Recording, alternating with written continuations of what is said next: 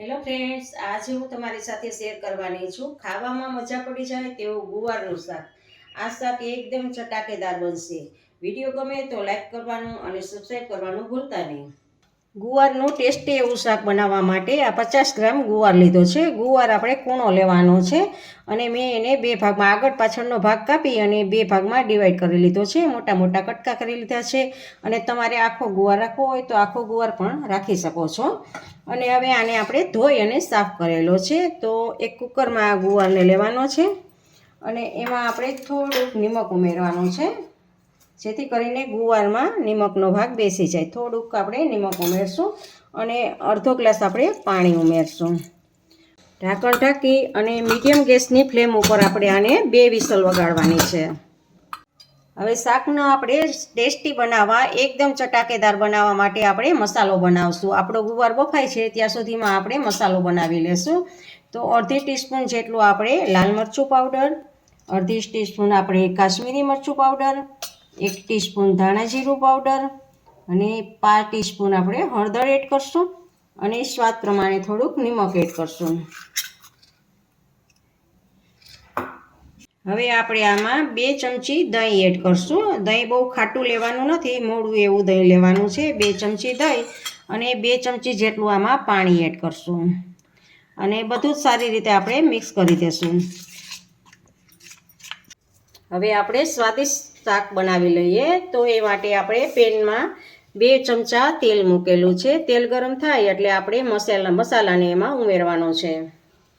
તેલ ગરમ થઈ ગયું છે તો એમાં અડધી ટીસ્પૂન આપણે અજમા એડ કરશું. અજમા ઉમેરવાથી આપણે ગુવારના શાકનો ટેસ્ટ ખૂબ જ સરસ આવે છે. અને અડધી ટીસ્પૂન આપણે હિંગ એડ કરશું અને હવે આપણે આ મસાલો એડ કરશું. આ મસાલો ઉમેરવાથી, આવી રીતે શાક બનાવવાથી ગુવારનું શાક ખૂબ જ ચટાકેદાર અને ટેસ્ટી બને છે. તો હવે આને આપણે ગેસને મીડિયમ કરી દેવાનો છે અને આ ગ્રેવીને આપણે પકાવવાની છે. જ્યાં સુધી તેલ છૂટું ના પડે ત્યાં સુધી આપણે આને કૂક થવા દેવાની છે. 2 મિનિટ જેટલો સમય લાગશે કૂક થતાં આપણે, અને મીડિયમ ગેસની ફ્લેમ રાખવાની છે.